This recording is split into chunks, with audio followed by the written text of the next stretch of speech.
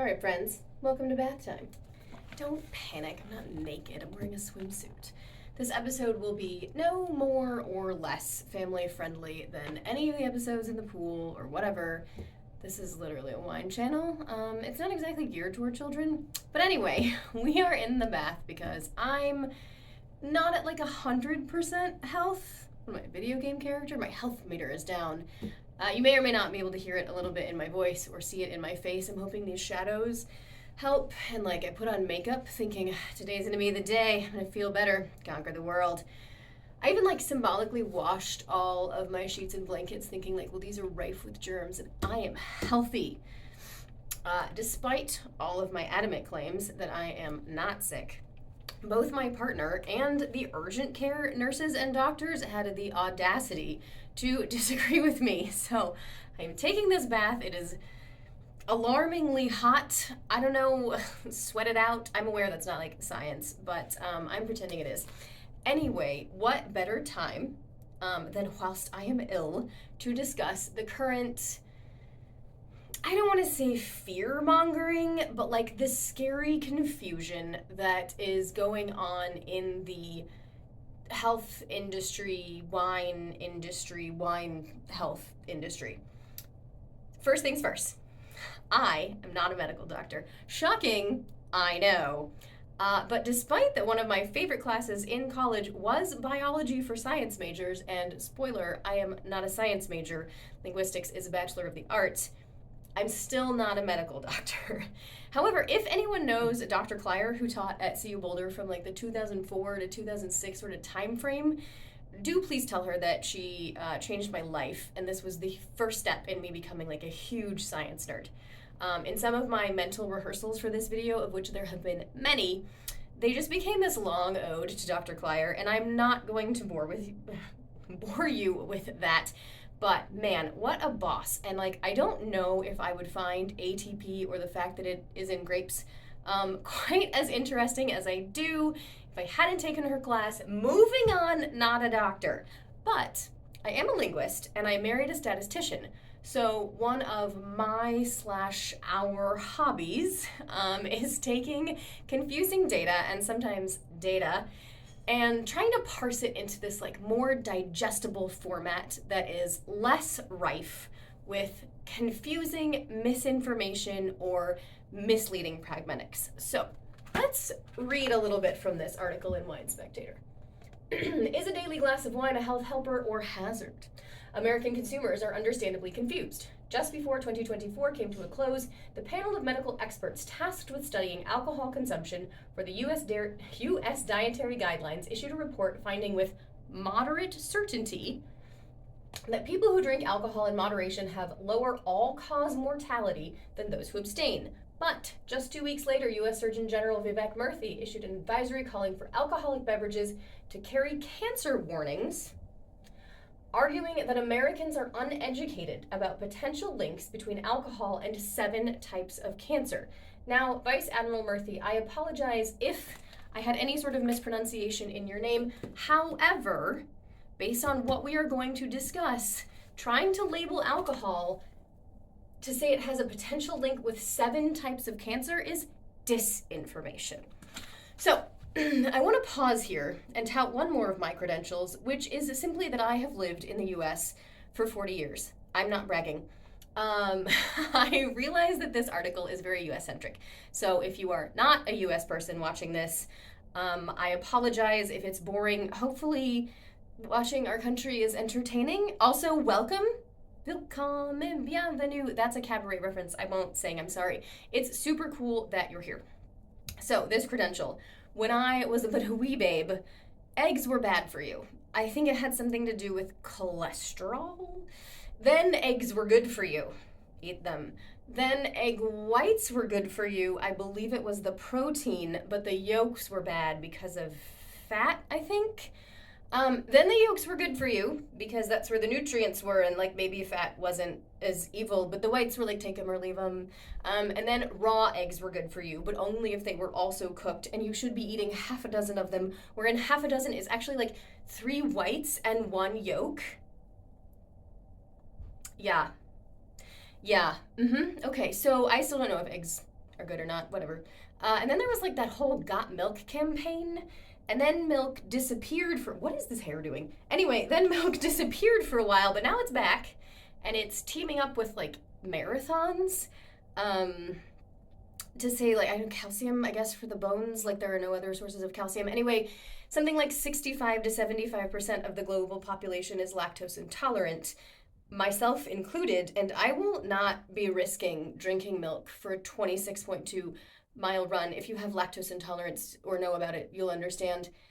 We also had like a beef it's what's for dinner campaign. Like, I get it. It gets very complicated trying to decipher the US dietary guidelines, and it's made both worse and better once you start bringing in actual scientific studies. I don't want to lose you. We're going to go back to wine for a little bit, but we will come back to scientific studies.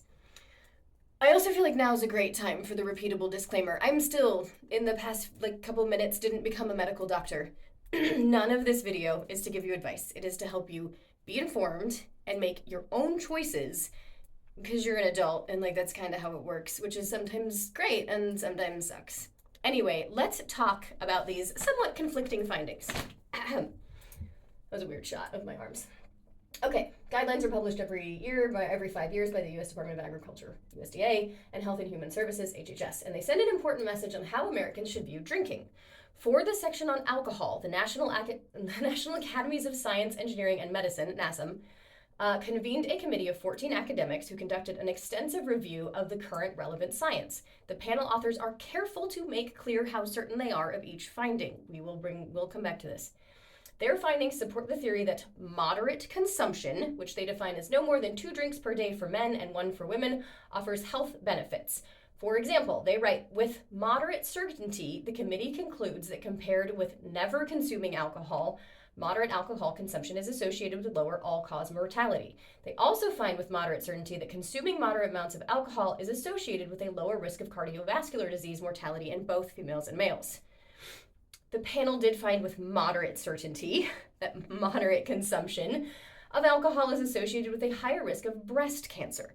They found no conclusion could be drawn yet on a link between moderate consumption and several other cancers. Then they list a few. So that's why I say saying it's the 7 cancers is like misinformation. That's just not accurate.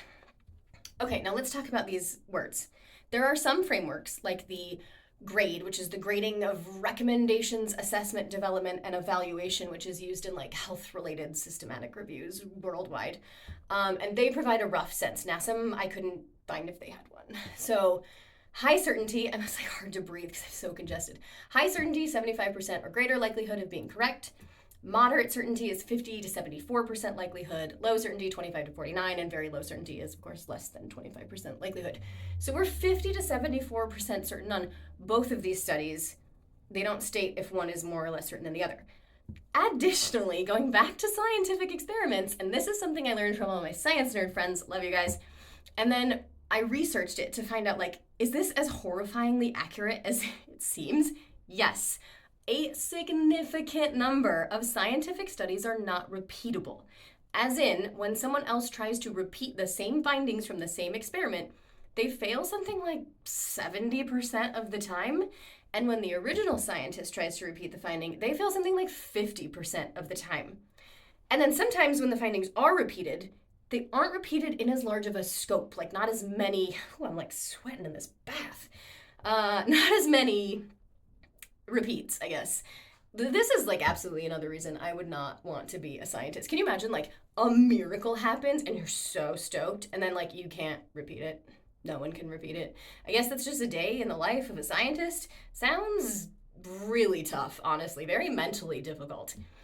Anyway, I don't have all the details on these studies that like they analyzed by these panels or were analyzed by these panels, but I would want more data on these studies and like to draw these conclusions and their rate of repeatability. I think that needs to be part of when we're giving a blanket warning, tell people like, how real is this?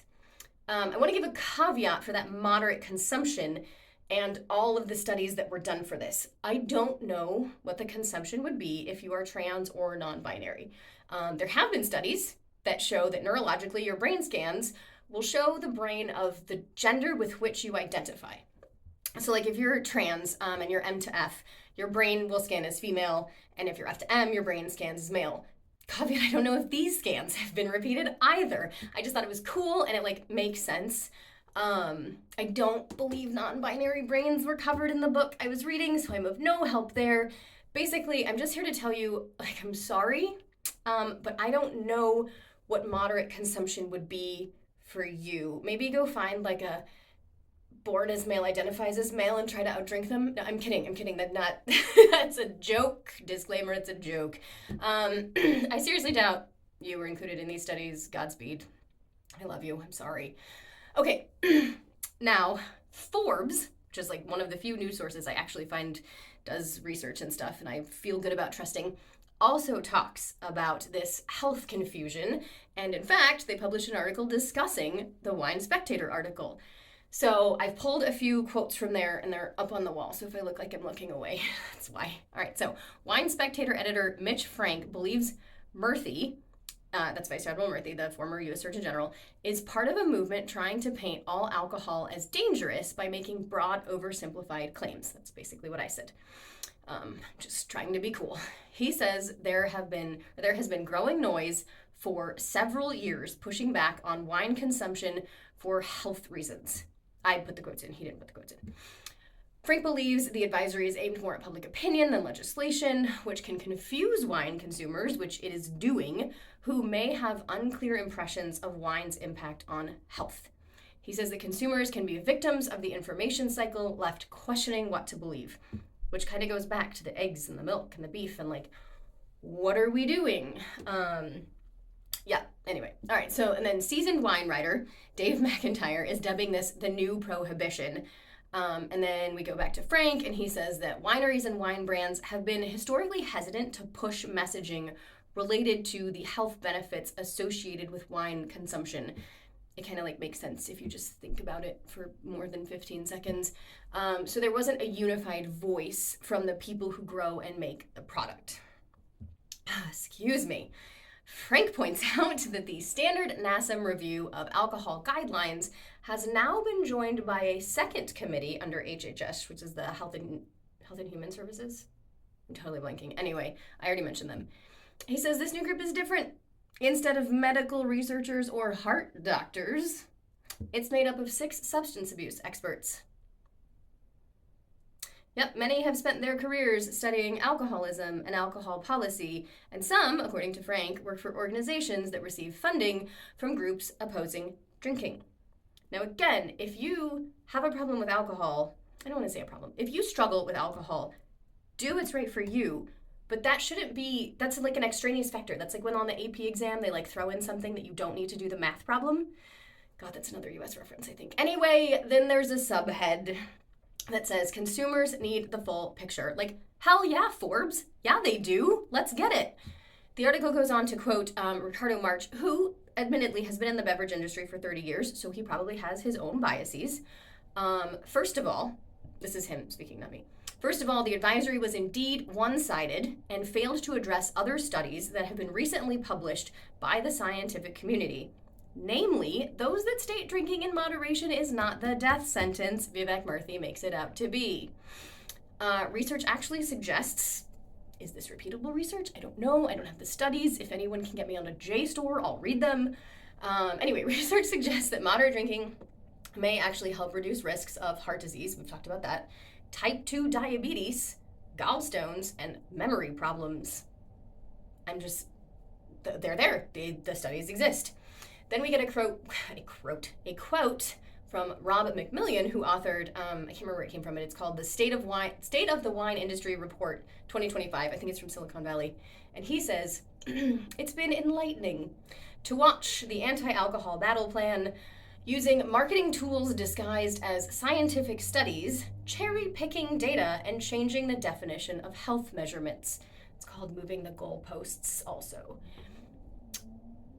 We interrupt this program to remind you that I am not a doctor, not a medical doctor. I'm a linguist and a wine professional. I don't, however, make any money from this channel. Currently, I don't really make any money from wine. So my stance as a wine professional does not color my take on these findings due to any sort of fiscal facet. I just like words and grapes. Anyway, now, according to the CDC, cardiovascular disease is the #1 cause of death in the United States. It's also the #1 cause worldwide, though there are discrepancies by country largely related to economic standing. No one is surprised. If you raise your hand and you're like, I'm surprised, put your hand in. I'll link some interesting stats in the video description. You can read all about it. So there were 702,880 heart disease deaths in the United States in 2022. General cancer comes in second at 608,371. The breast cancer subset is at an estimated 43,550 deaths. Now, obviously, I want both of those numbers to go down. I assume you want both of those numbers to go down. But it ultimately becomes a personal choice, and I prefer education over scare tactics. Yes, that's 43,550 tragedies. It's also 702,880 tragedies. It feels like a rock and a hard place. If you want a super morbid comparison of how this might feel for you, just think jumping off the Empire State Building really lowers your chances of getting fatally shot. I get it, it's super morbid, but we are talking about death. So how do I feel reading all of this as a linguist and not a doctor and not giving you advice? If I have a history of breast cancer, but not cardiovascular disease, I would strongly consider looking at cutting back. If I have a history of cardiovascular disease, but not breast cancer, probably going to continue drinking bottoms up. If I have both in my history, it's definitely time for me to do more research and just really read as much as I can. Think about the fact that moderate drinking is every day. Maybe you just drink on weekends, and we will be talking about that one of these days or weeks or whatever. Where was I? Was I talking about if I have both? I'm trying to remember. My phone keeps trying to go to sleep. Anyway, if I have both in most history, I'm gonna do more research. Yes, okay, that's where it was. Oh man, this cough medicine and fever, rough. Okay, if I have neither, well, I'm just really special. Crack it open, bottoms up, good for me. No, I'm gonna enjoy my wine, and I use I in all of those statements because one, I'm not gonna share my medical history with you, and two, what you do is up to you. This is your choice. I am just trying to quell misinformation, maybe soothe some fears, and help you understand what is being pushed and presented to the public. Now, as the end of this article says, I accidentally put the magazine down. Hang on. It's on page 14 if you get the magazine. All of which means the battle over whether the federal government should discourage moderate drinking is heating up. It is. The battle is heating up, and I think it's time for me to sink into these suds, and hopefully by the time the next video rolls around, I can breathe, because I have something super fun planned. I swear it's fun. I sound like Gru. I swear it's fun. But I'm not gonna drink good wine if I can't smell anything. So thanks for joining me in this very sweaty bath. I'm uncomfortable, and cheers. This isn't wine. It's actually not even alcohol. It's the Curious #2. I'm hoping the ginger helps my tum-tum, and that maybe I think there's habanero could clear up my sinuses. I'm struggling. And my kitty's here. Hey, baby. Okay, I'll see you guys next week. Probably not in the bath, because that wouldn't fit with my video idea. Cheers.